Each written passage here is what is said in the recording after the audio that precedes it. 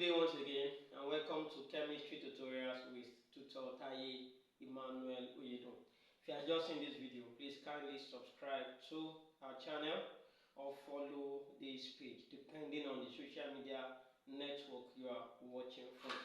Okay, so today we are going to be solving this question, and the question says 5.0 grams of hydrated barium chloride gave 4.2 grams of the anhydrous form on heating. What is the number of moles of water of crystallization of the salt? That is the salt here being barium chloride. And we have the following relative atomic masses of different elements that will be relevant for us to solve. So let's bring out the parameters needed. By the way, this is a calculation under water of crystallization. So let's bring out the parameters needed. So I have the mass of the salt when it is hydrated to be what? 5.0 grams. And also I have the mass when it is anhydrous. Hydrated means when it has water of crystallization, while anhydrous is when it does not have water of crystallization, and then it is 4.2 grams. So mass of water loss, since the hydrated is 5.0 grams and anhydrous is 4.2, it means the difference between their mass is the mass of water loss. That's 5 minus 4.2, and that will give me 0.8 grams. Okay, so I also need molar mass of the substance of the salt itself. That is when the salt is in an anhydrous form, and that's of course barium chloride. So the salt now being barium chloride.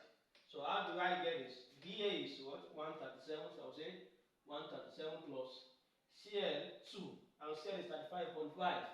That's 35.5 multiplied by 2. Okay? So if I press this on my calculator, this will give me 208 grams per mole. Okay? So these are the parameters I need to solve this question. Now the formula is this, I'll say X H2O over molar mass of the substance when it is anhydrous, okay, is equals to mass of water loss, the mass of water that was lost during that particular process, over the mass of the substance when it's anhydrous, that is without water. So XH2O means for H2O2, H2O you have H2O. Let me just quickly do something now. H2O, H is 1. As you can see from here, O is 16. So that means 2 times 1, 2 plus 16. That will give me what? 18. Okay? So this one is interpreted as 18x. I believe you got the way I got the 18 now. H is 1. 1 times 2, I have 2 plus 16, 18. 18x. But the molar mass of the anhydrous, which is what? 208. Mass of water loss is 0.8. And the mass of the substance when it's anhydrous is 4.2. Okay? This is easy. I will just cross multiply, right? So cross multiply. Okay, so I'm going to have 18x multiplied by 4.2. That will give me 75.6x. Let me write the x this way, so it will not look like I'm writing multiplication. X, okay? Let me write it this way, so it will not look as if I'm writing multiplication. Is equals to 208 multiplied by 0.8. So 208 multiplied by 0.8, that will give me 166.4. So I'll divide both sides by the coefficient of x, which is 75.6.